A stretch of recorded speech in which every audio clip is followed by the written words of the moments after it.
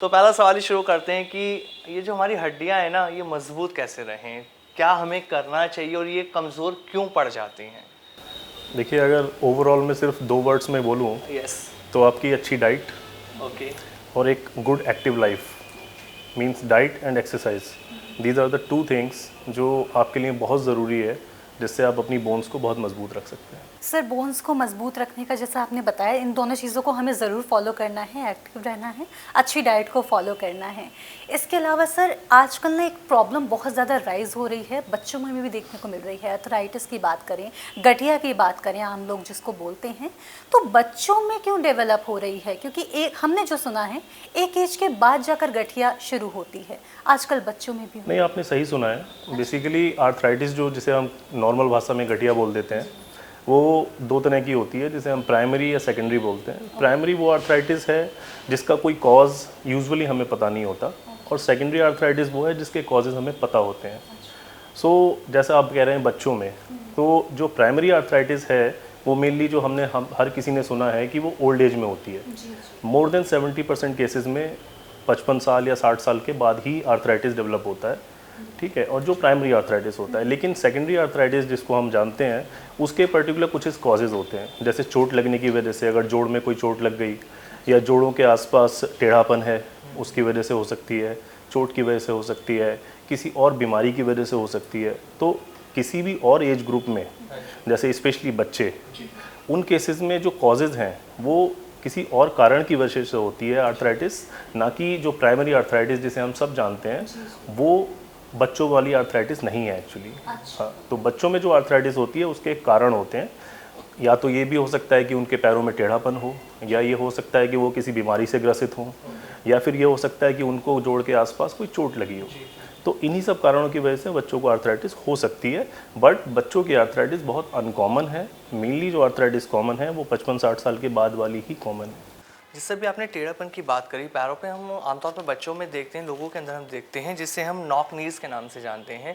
ये आमतौर पर बच्चों के अंदर होता है कि उनके पैर अंदर की तरफ घुटने मुड़ जाते हैं, घुटने जुड़ने लगते हैं। हाँ जी, तो इसके पीछे क्या कारण है और इसका प्रॉपर ट्रीटमेंट क्या है? देखिए, कारण उसके बहुत सारे हैं, बट जो मोस्ट कॉमन कारण होता है वो बच्चे होते क्या है बेसिकली, बच्चों की जब ग्रोथ होती है तो उनकी हड्डियां बढ़ती हैं और ग्रोथ प्लेट के आसपास उनकी ग्रोथ होती है, और इस ग्रोथ के दौरान उन्हें प्रॉपर डाइट, प्रॉपर न्यूट्रिशन चाहिए।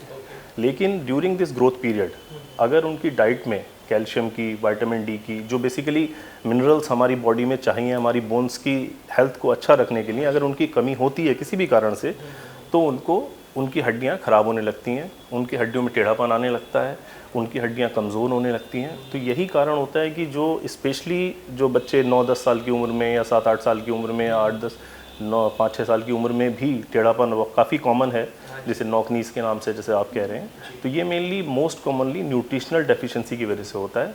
जिन बच्चों में कैल्शियम की, विटामिन डी की डेफिशिएंसी होती है, उन्हीं के लोगों में ये टेढ़ापन बच्चों में ज़्यादा आता है। इसके कॉजेज़ अदर दूसरे भी होते हैं, जैसे समटाइम्स किसी ट्यूमर की वजह से भी हो सकता है, किसी जेनेटिक बीमारी की वजह से भी हो सकता है, बट वो सारे कॉजेज़ बहुत अनकॉमन हैं।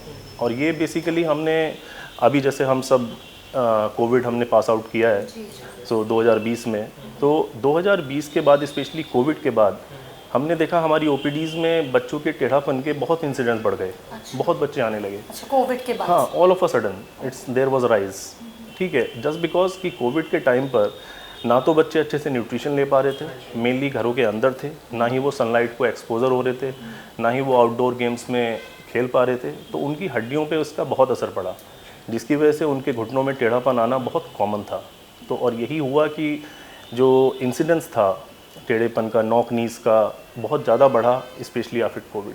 तो मेन कारण जो आपने पूछा, मेनली वो न्यूट्रिशनल डेफिशिएंसी है जो मोस्ट कॉमन। तो बच्चों के लिए किस तरह की डाइट इसमें फॉलो करनी चाहिए? डाइट देखिए, बच्चों में यूजली न्यूट्रिशनल डेफिशिएंसी में सिंपली इतना बोलूँगा कि जो ग्रीन वेजिटेबल्स होती हैं, they are rich in calcium, so better to go for those. बच्चों को हम ग्रीन वेजिटेबल्स आदत डालें खाने का, फास्ट फूड्स अवॉइड करें, और हमेशा प्रमोट करें कि बच्चे आउटडोर गेम्स खेलें। आजकल शहरों के बच्चे, स्पेशली हम एसी रूम्स में रहते हैं, जो थोड़ा सा उनकी हेल्थ के लिए हानिकारक है, ओवरऑल बॉडी की, स्पेशली बोन्स के डेवलपमेंट के लिए हानिकारक है। जोड़ आपके जितने चलेंगे, हड्डियों पे जितना जोर पड़ेगा, हड्डियाँ उतनी मजबूत होंगी, जोड़ जितने चलेंगे वो उतने काम करेंगे। तो बच्चे बच्चों occupation, playing is an occupation of a child basically. तो बच्चा जब तक खेलेगा नहीं वो डेवलप नहीं होगा। तो हमें हमेशा बच्चों को प्रमोट करना चाहिए कि वो बाहर जाकर ग्राउंड में खेलें, कूदें, दौड़ें, तभी उनकी हड्डियां मजबूत होंगी और तभी उनके अच्छे से वो एक अच्छी बोन हेल्थ को मेंटेन कर पाएंगे। जी